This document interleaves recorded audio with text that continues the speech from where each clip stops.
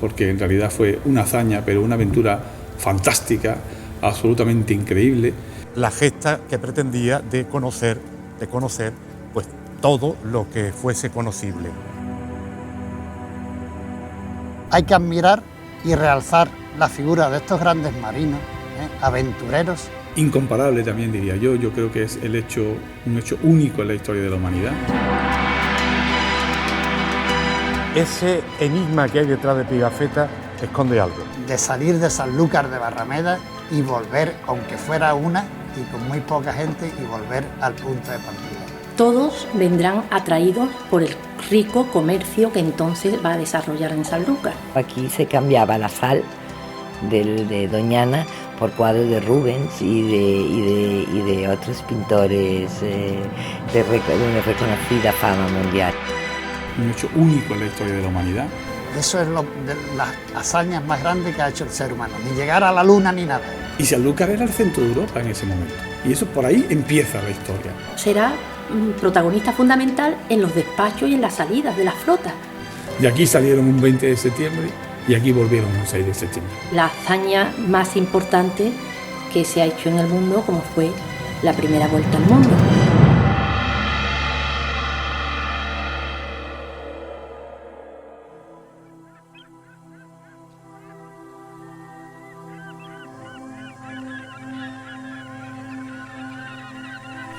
El 20 de septiembre de 1519, 5 navíos saldrían desde Sanlúcar de Barrameda hacia una aventura sin precedentes que marcará un antes y un después en la historia de la humanidad.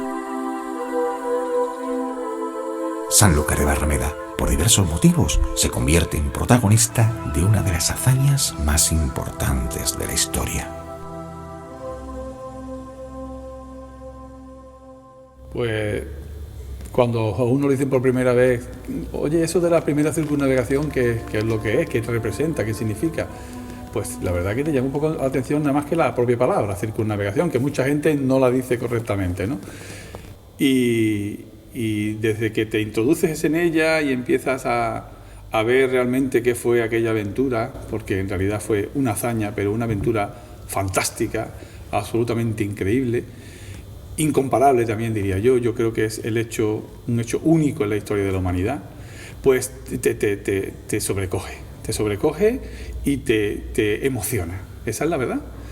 Y Sanlúcar era el centro de Europa en ese momento, y eso por ahí empieza la historia, ahí empieza la gran historia, ¿no?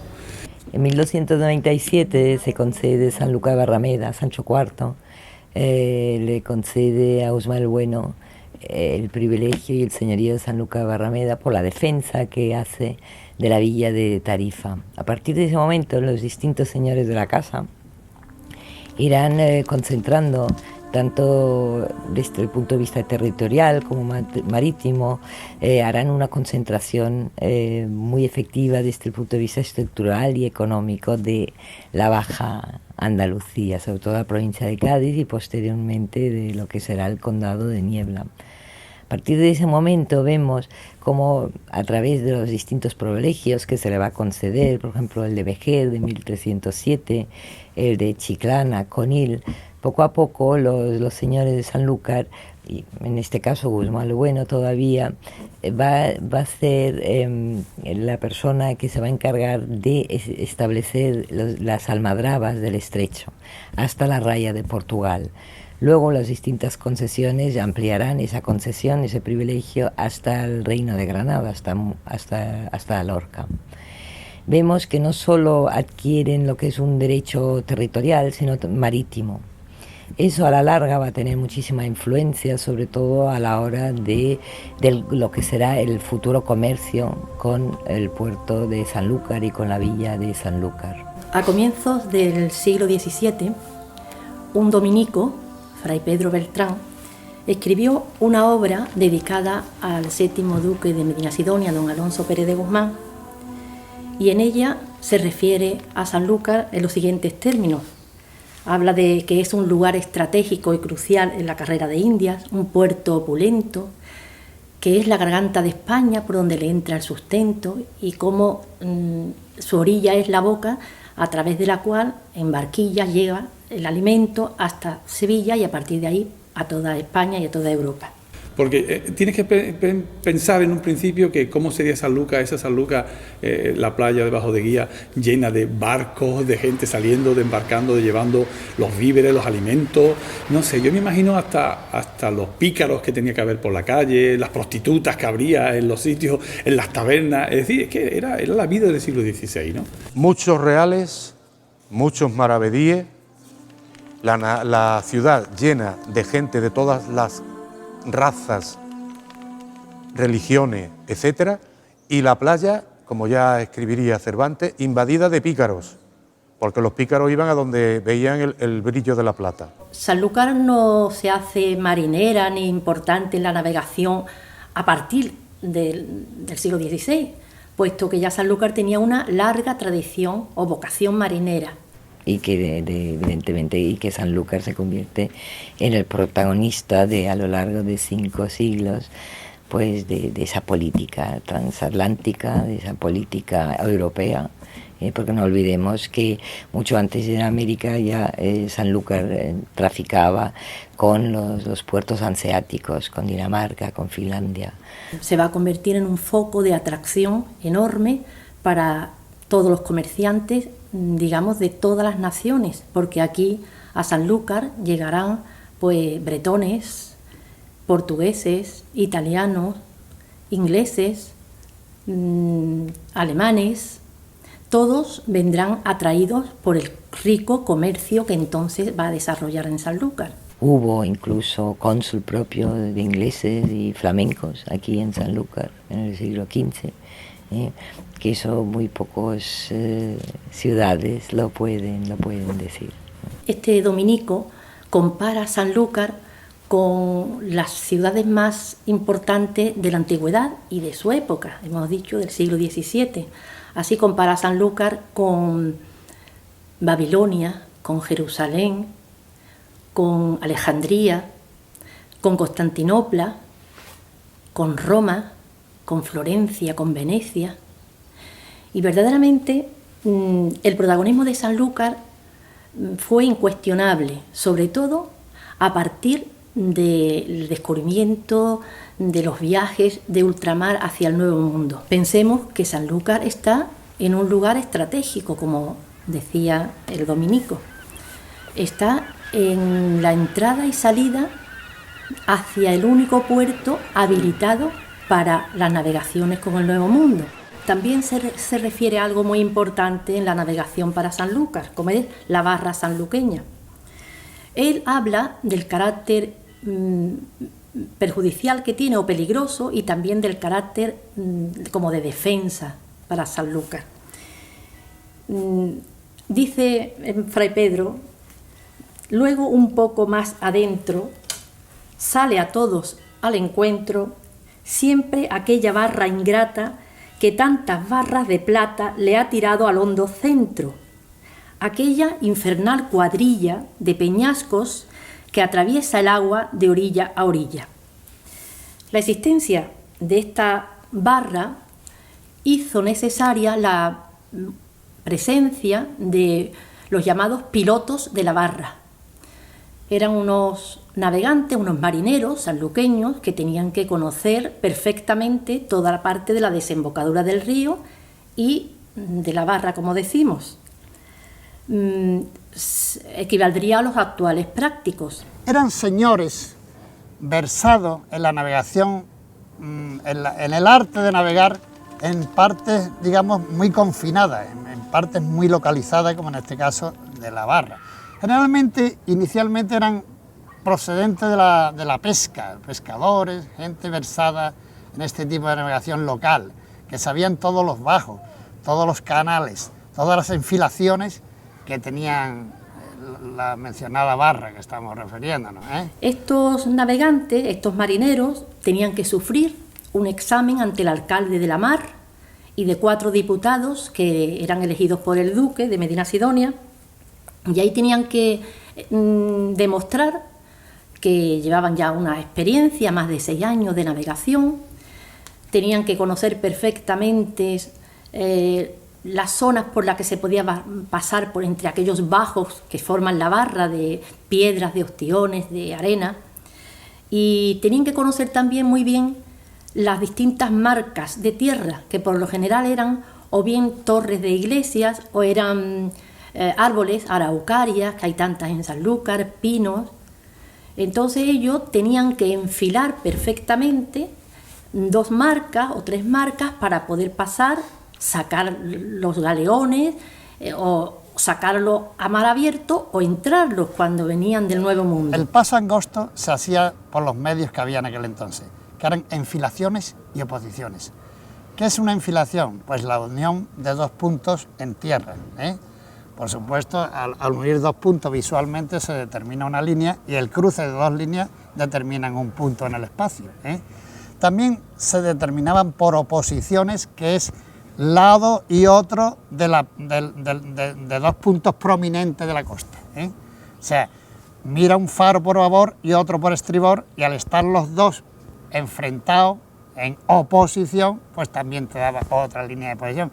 Y así iban con la angostura de la barra, iban por los canales totalmente confinados que tenía la barra en aquel momento y en aquel entonces, que sería muchísimo peor que cuando la barra que hemos conocido los que tenían una cierta edad, que era bastante, dragaban continuamente y tenía un paso bastante definido, con una serie de enfilaciones que todavía se ve algunas en el Coto. La de San Jacinto se ve perfectamente, que era la enfilación de la barra, pero en aquel entonces deben de ser nada más que por recordatorio y por experiencias marineras de alto nivel que tendrían esos pilotos, ¿eh? La barra, de más contrario la ampara, que arena en su playa nace.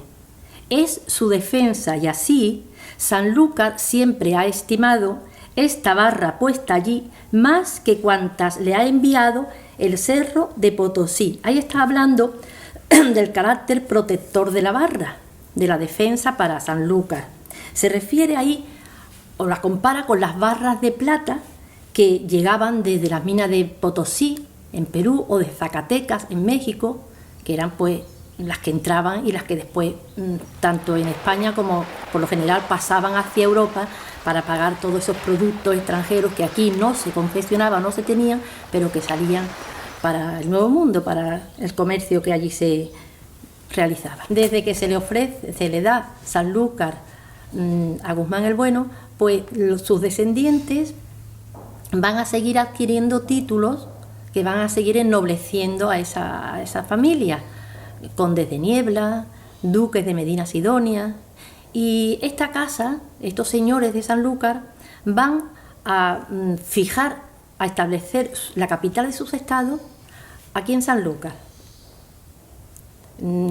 Sus estados se extendían hasta Huelva, hemos dicho Niebla, hasta Tarifa, por muchísimos territorios del sur de Andalucía, pero ellos establecen su capital en Sanlúcar, y al ser nombrados capitanes generales del mar Océano y de las costas de Andalucía, Sanlúcar será protagonista fundamental en los despachos y en las salidas de las flotas, porque las cartas de los reyes de Felipe II a los capitanes y a los almirantes de esta flota, de estos galeones, le están indicando que hagan en todo lo que les diga o lo que les ordene el duque de Medina Sidonia. En este caso pues puede ser el 7º duque, ¿eh?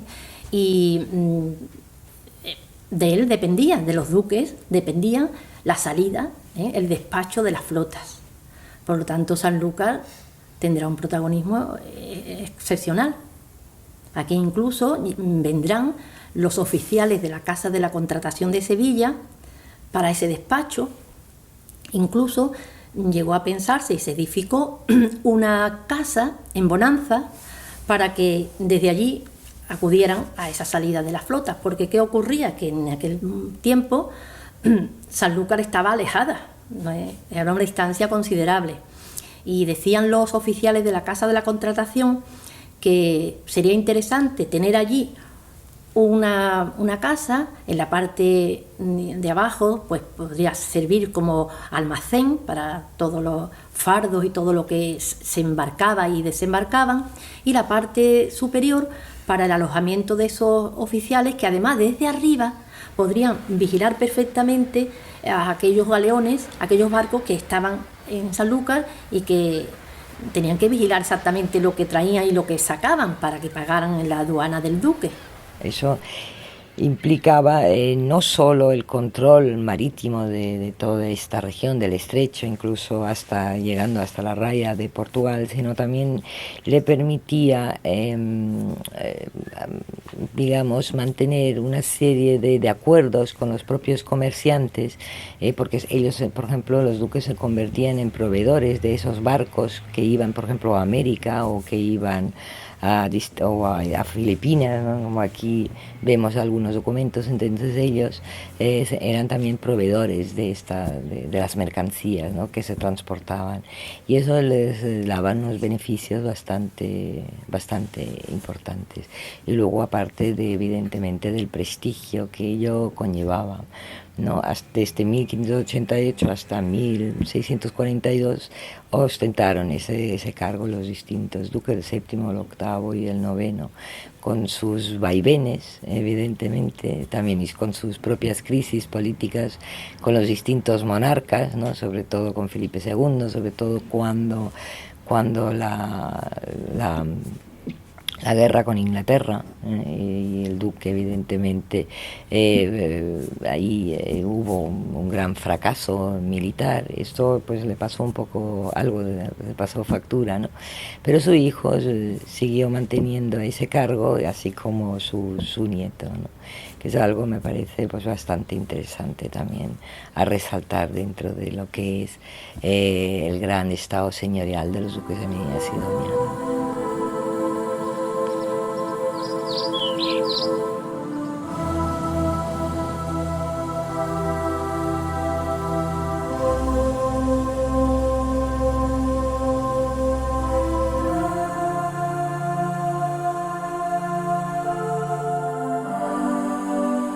Un capítulo muy interesante para la historia de Sanlúcar en aquellos momentos fue ese desarrollo comercial, ese auge del desarrollo que se va a plasmar también en el urbanismo, sobre todo en la casa de los cargadores a Indias. Estos cargadores a Indias, que eran comerciantes, que han sido estudiados sobre todo en el siglo XVIII, pero que ya en el siglo XVII existen aquí en Sanlúcar unas familias de cargadores que comercian con Indias, que tienen sus propias flotas de navíos, y que esas riquezas que ellos van atesorando, pues las van invirtiendo en sus grandes mansiones, estas casas de cargadores que aún nos quedan algunas, no muchas, en Sanlúcar, con algo tan característico como es la torre vigía, en la torre desde la cual pues ellos podían otear el horizonte y estar pendiente de cuando volvían esa flota suya, esos galeones que venían cargados de tanta riqueza. Aquí, por ejemplo, la que mejor se nos conserva es la de la casa del Marqués de Arizón, ¿sí? Hay otras que a lo mejor desde la calle no se ven, hay que entrar en la vivienda para poder, pero hay algunas muy curiosas porque incluso están decoradas con azulejos de Delft, este azulejo tan característico, blanco y azul, y que era tan apreciado en aquel momento.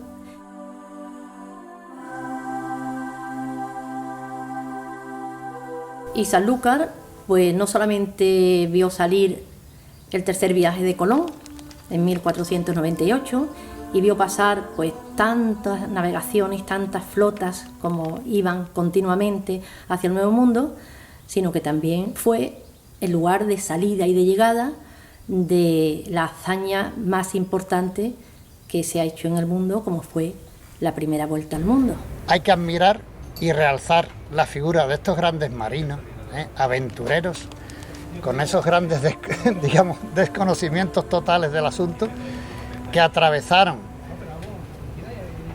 3 océanos, con los correspondientes peligros que yo conozco por haber navegado. Sobre todo yo he navegado por el Atlántico y lo he cruzado 10 veces, en la Marina Mercante, en la Compañía Transatlántica. A mí seguramente sería porque no me encomendaría tanto a los santos y al Espíritu Santo, que esos caballeros continuamente se encomendaban, pues me ha cogido 2 ciclones tropicales que se originan en los trópicos y nos hemos hundido con una motonave de 150 metros de milagro.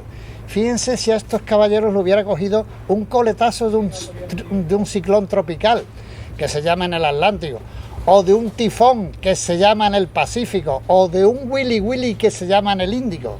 no hubiera quedado de esas naos ni una astilla. Así que mi gran admiración y mi gran respeto hacia esos grandes navegantes, que hicieron esa hazaña de salir de Sanlúcar de Barrameda y volver, aunque fuera una y con muy poca gente, y volver al punto de partida. Eso es de las hazañas más grandes que ha hecho el ser humano, ni llegar a la luna ni nada. Esa es la gran hazaña de la historia de la humanidad. Siguiendo también un libro, el diario del cronista Antonio Lombardo, Pigafetta, que nos relata todo el viaje. Ese enigma que hay detrás de Pigafetta esconde algo. A mí lo que me extraña de Antonio Pigafetta es que la historia no ha estudiado, diría con profundidad, no ha estudiado con profundidad este personaje. Sabemos de él lo que él dice en su único libro, que es la crónica del Gran Viaje, que por otra parte es una auténtica joya histórica, porque sin eso no tendríamos conocimiento de qué había pasado. Necesitó la ayuda de Carlos V para que fuese admitido en uno de los navíos, concretamente en el navío en el que iba Magallanes, para que fuese recibido con una palabra de la época como sobresaliente. Los sobresalientes eran miembros de la nobleza que se embarcaban por afán de aventura, por afán de ser conocido o por afán de tener algún tipo de gloria. Él describe la estancia en Sevilla, la salida de Sevilla, y la crónica va a terminar nuevamente en Sevilla. Cuando vuelve, después de haber estado aquí en Sanlúcar de Barrameda 2 días a la vuelta, porque a la ida estuvieron bastantes más días. En lo que hace referencia a Sanlúcar de Barrameda hay unos documentos también muy pintorescos, y es que dice Pigafetta que es la primera llegada aquí a Sanlúcar de Barrameda, cuando están cargando los barcos de alimentos, de madera, de todo lo que iban a necesitar hasta llegar a las Canarias, pues dice él que todos los días bajaban a tierra e iban a oír misa a la ermita de la Virgen de Barrameda, lo cual nos documenta que efectivamente ellos donde iban a oír misa era en el espacio que hay desde Bajo de Guía hasta Bonanza, que es por donde debía de estar la ermita de la Nuestra Señora de Guía, que está detrás de nosotros, que no estaba tan próxima a la Bajo de Guía, sino que estaba para allá, porque la Virgen no se llama de Guía por Bajo de Guía, sino que Bajo de Guía se llama allá de Guía, por donde estaba la ermita de Nuestra Señora de Guía. Y aquí la tenemos, aquí la tenemos. Desde que habíamos partido de la bahía de Sanlúcar hasta que regresamos a ella, recorrimos según nuestra cuenta más de 14.470 leguas y dimos la vuelta al mundo entero yendo siempre de este a oeste. Y efectivamente, pues se saldría de Sanlúcar un 20 de septiembre de 1519 y después de muchas dificultades podrían encontrar ese estrecho que Magallanes le daría su nombre y desembocarían en un océano que ya Núñez de Balboa le había llamado el Mar del Sur y que debido a la calma en la que se encuentra ese océano, Magallanes lo bautiza como Océano Pacífico. Pigafetta, como buen humanista, hace una descripción de toda la antropología que va viendo. Va contando todo lo que acontece dentro de los 5 navíos, los enfrentamientos, los motines, la desaparición, porque de los 5 que salen solo vuelve el navío Victoria, y este navío sale con 60 hombres de las últimas islas en las que estuvieron, creo que fueron las Molucas, y aquí a Sanlúcar de Barrameda vuelven pues solamente 18. El número no está totalmente precisado, porque 18 es lo que él dice, pero previsiblemente volvieran más. ¿Por qué? Porque en aquella época los nativos no tenían ningún tipo de valoración.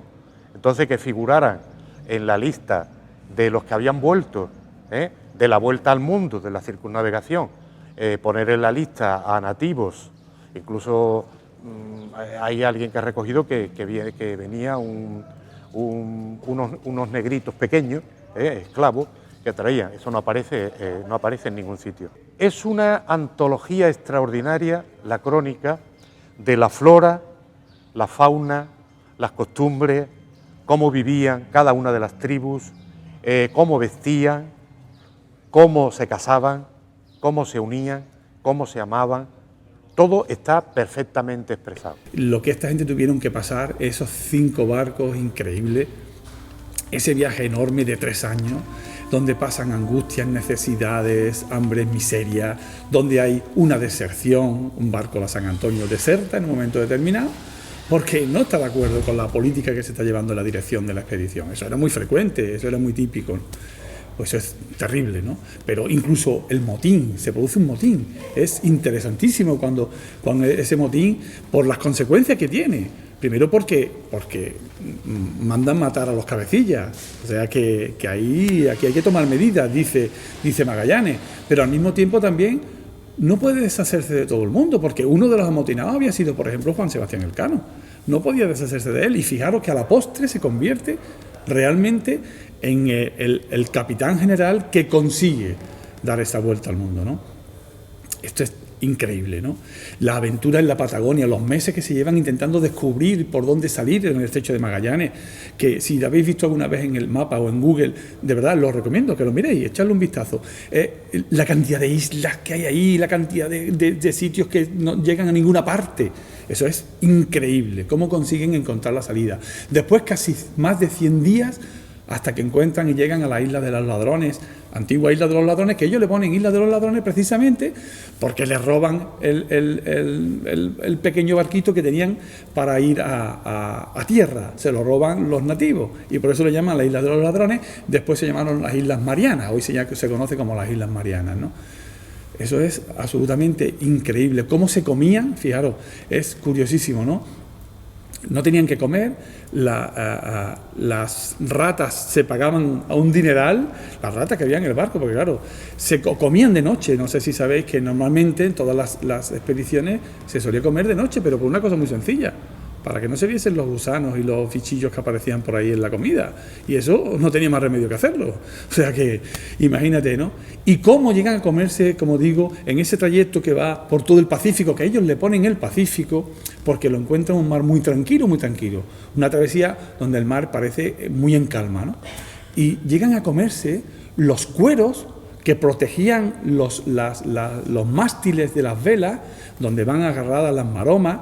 Pues cogían los cueros, lo amarraban, lo echaban al mar, lo ablandaban y semanas después de estar ablandándose se los comían, porque no tenían otra cosa. Claro, el escorbuto pues hizo absolutamente desastre entre la tripulación, ¿no? Cómo llegan después a las islas, prácticamente ya en las Filipinas, donde muere Magallanes, en las Islas Filipinas, en Mactán concretamente, también quizás probablemente por un fallo de cálculo realmente de su potencialidad, ¿no? Porque claro, se enfrentan, son 50 los españoles, bueno, los españoles, los miembros de la expedición, porque como sabéis en esa expedición iba gente de todas las partes de Europa, de muchísimos sitios de Europa, ¿no? Y cómo se enfrentan a miles de indígenas. Claro, ese cálculo no lo controló bien Magallanes y le costó la vida, ¿no? Después ha habido cambios en la dirección de la expedición, cambios producidos incluso por situaciones un poco extrañas, porque se pensaban que algunos estaban negociando, algunos de los capitanes nuevos negociando con los indígenas, en fin, todo eso es una auténtica aventura, es como si fuese una película de acción, ¿no? Y cómo finalmente, pues al final deciden que eran 2 embarcaciones, porque a la última ya la destruyen, porque no tenían ni siquiera tenían tripulantes para poder dominarla y poder completar la vuelta, ¿no? Y finalmente, pues Elcano deciden entre Elcano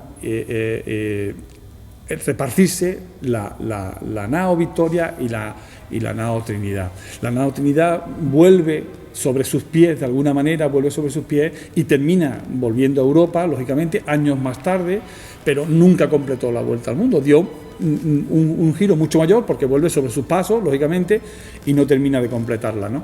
Pero es la nao Victoria, la del Cano, la que comanda el Cano, la que llega, por cierto, también la última curiosidad de este tránsito, de este paseo enorme, de este paseo gigante, es que el 9 de julio llegan a Cabo Verde y allí descubren que son españoles que vienen de la especiería. Entonces tienen que salir corriendo, huyendo. Por eso dejan incluso a 13 tripulantes, los dejan prisioneros de los portugueses, porque en aquellos tiempos eran enemigos, por distintas cuestiones, eran enemigos acérrimos, ¿no? Y entonces termina el Cano con una nave prácticamente desvencijada, destrozada, con muy pocas especies que trae, y sale corriendo hasta que llega a Sanlúcar el 6 de septiembre y por fin llega a casa y ha completado la primera vuelta al mundo, ¿no? Desde Sanlúcar, el Cano le escribe una carta al emperador, que a fin de cuentas era la persona que había financiado la expedición, primero pidiéndole por los últimos que acaban de ser prisioneros por los portugueses, pero también pidiéndole por las familias, por la gente que había quedado en el camino, por los que habían fallecido, por todas esas cosas, ¿no? Y un dato interesantísimo es que con lo que trajeron de especias de aquella época, en esa nao Victoria prácticamente desvencijada, que las especias, muchas de ellas ya no estaban en buen estado, se habían humedecido, en fin, imagínate, ¿no? Pues con lo que trajeron se pudo sufragar todo eso. Es decir, imagínate el enorme potencial que en aquella época las especias tenían. Por eso había tanto interés en llegar a ese destino y no pisarse. Políticamente no era muy correcto y por eso con Portugal había que tener mucho cuidado en estos asuntos, ¿no? Entonces, la historia es absolutamente sobrecogedora, fantástica, ¿no? Y resulta que, miren ustedes, Sanlúcar hemos sido protagonistas, somos protagonistas de primer nivel. De aquí salieron un 20 de septiembre y aquí volvieron un 6 de septiembre.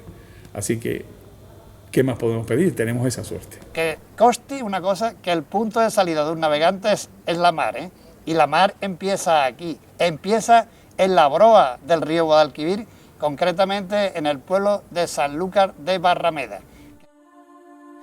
Por tanto, suplico vuestra alta majestad que provea con el rey de Portugal la libertad de aquellos 13 hombres que tanto tiempo le han servido, y más sabrá vuestra majestad de aquello que más debemos estimar y tener, es que hemos descubierto y dado la vuelta a toda la redondez del mundo, que yendo para el occidente hayamos regresado por el oriente.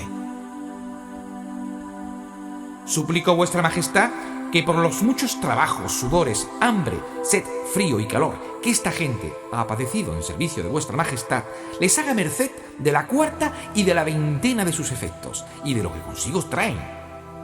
Y con esto ceso, besando los pies y manos de vuestra alta majestad.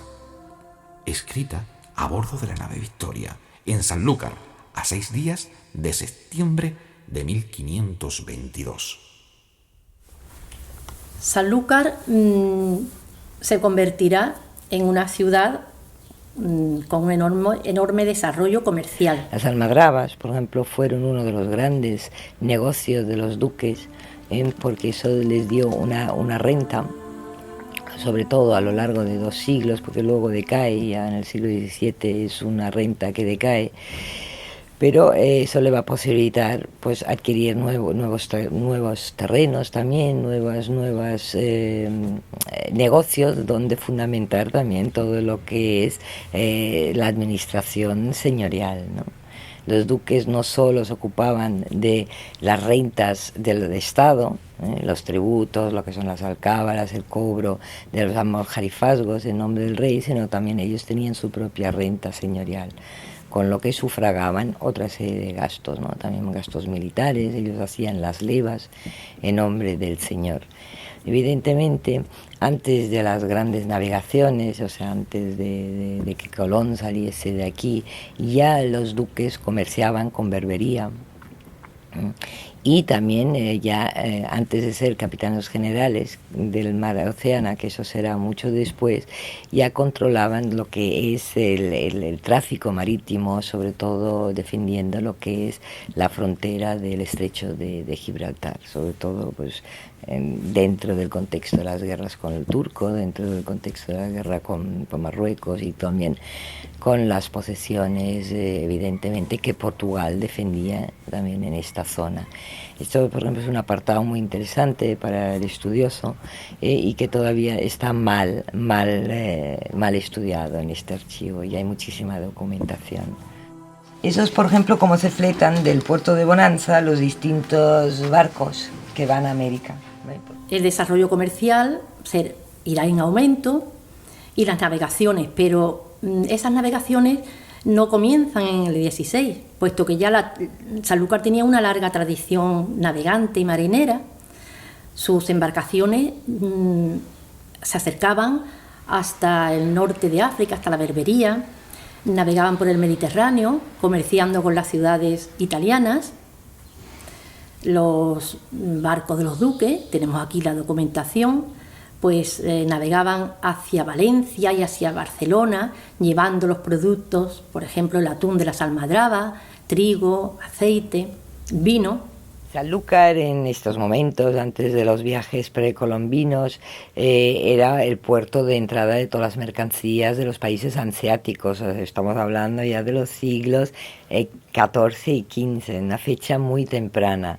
Aquí tenemos, por ejemplo, correspondencia con el duque de Venecia de 1488, en que le pide al duque poder comerciar con Sanlúcar. O sea, imagínense la importancia que tenía Sanlúcar a nivel europeo en estas fechas tan tempranas. Por ejemplo, aquí se cambiaba la sal de Doñana por cuadros de Rubens y de otros pintores de reconocida fama mundial. ¿Por qué venían tantas órdenes religiosas a Sanlúcar? Pues porque desde el primer momento que se entiende que la evangelización es algo prioritario en el Nuevo Mundo, tanto para la Iglesia como para los reyes, pues los duques en este caso traen a Sanlúcar a todas las órdenes religiosas. ¿Por qué? Este es el único lugar para poder salir, para embarcar. Y curiosamente, no quiere decir que el primer día que llegaban ya podían embarcarse. Algunos tenían que permanecer durante semanas e incluso meses, porque sabemos que tenían que cuadrar mareas, vientos y organización de flota para que pudieran salir, ¿sí? Por lo tanto, era lógico que aquí tuvieran algún sitio donde alojarse mientras que estas flotas salían. Entonces, pues si nos remontamos antes incluso del descubrimiento, desde que Sanlúcar es reconquistada por Alfonso X en el siglo XIII, a finales, pues resulta que ya aquí empiezan los duques a traer a las órdenes religiosas. Tenemos a los jerónimos en Barrameda, Santa María de Barrameda, tenemos a los franciscanos, tendremos a los dominicos y a las dominicas, a las clarisas, a los carmelitas, agustinos, tendremos también a los mercedarios, pues todas las órdenes religiosas. Más tarde llegarían también los jesuitas, están representadas o estuvieron representadas aquí, los capuchinos, que incluso tuvieron un colegio de misioneros. Podemos decir perfectamente que era una ciudad conventual, porque existían muchísimos religiosos y religiosas, ya no solamente en los propios conventos viviendo, sino todos aquellos, como decíamos, que estaban esperando para ser embarcados. Porque aquí se preparaban para luego ir a América. Todos los templos, casi todos los templos, son obra de la Casa Ducal de Medina Sidonia, mientras que las ermitas eran pagadas, costeadas y construidas por el pueblo de Sanlúcar de Barrameda. Pues es tanta la gente que llega a Sanlúcar y tanto como aumenta la población que se precisa construirse ya en un lugar fuera de la muralla. Aquí venía gente de Alemania que se establecían ahí en la calle de los Bretones. Algunos eran zapateros, joyeros, flamencos, que tenemos muchísimo. Todo lo que es la platería de la Caridad y de la O lo hace Jacques Toupart, que era un platero flamenco que iba para América. Y al final pues se queda aquí en Sanlúcar porque encuentra trabajo. Arquitectos como Juan Libadote, que introduce lo que es el Renacimiento en Sanlúcar. O sea, podemos fijar un mosaico, una pequeña Commonwealth en Sanlúcar en los siglos XV, XVI, perfectamente bien.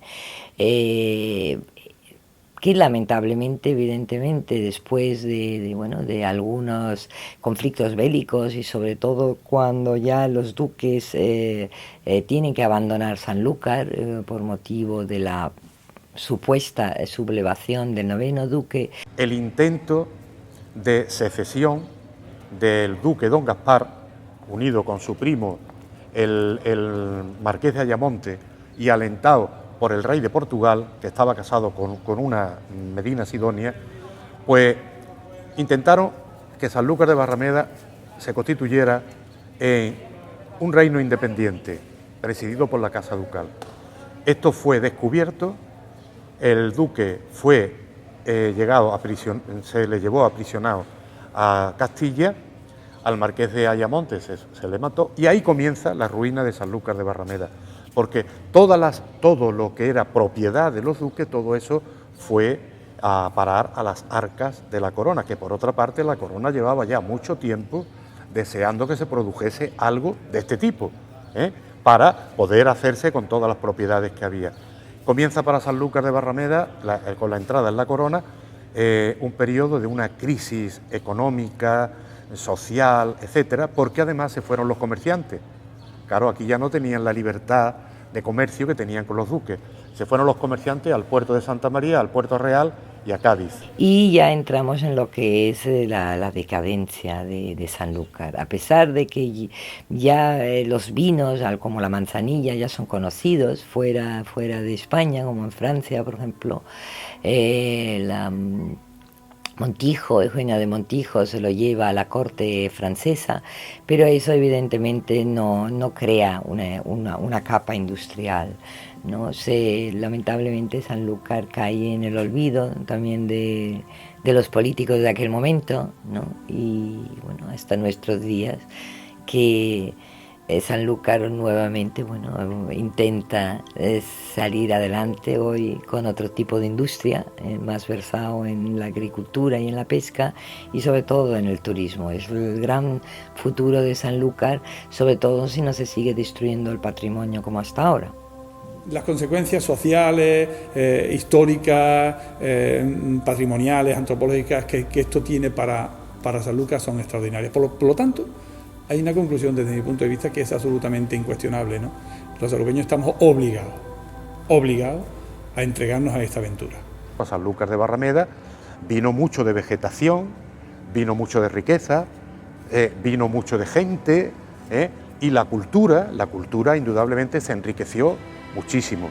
Y desde luego Sanlúcar de Barrameda en ese hito, en esa gesta, ocupa un lugar importantísimo, porque también de Sanlúcar de Barrameda también salieron expedicionarios que se metieron en los barcos. Totalmente la puerta del tesoro, porque las fuentes de riqueza del tráfico a la India fueron enormes, ¿no? En aquel momento. Era la ciudad más importante de Europa, Sevilla, y de camino a Sanlúcar era la puerta. Entonces, deberíamos de hacer todo lo posible porque esa seña de identidad o parte de la seña de identidad de nuestro patrimonio de Sanlúcar, que no se destruyera más, que por lo menos lo que tenemos ahora que se conservara, que continuara, porque tampoco es un patrimonio nuestro, es nuestro y de los que nos sucedan y de los que vengan. Y ya digo, no podemos permitirnos los sanluqueños que esto pase de puntilla como pasó en el 400 aniversario.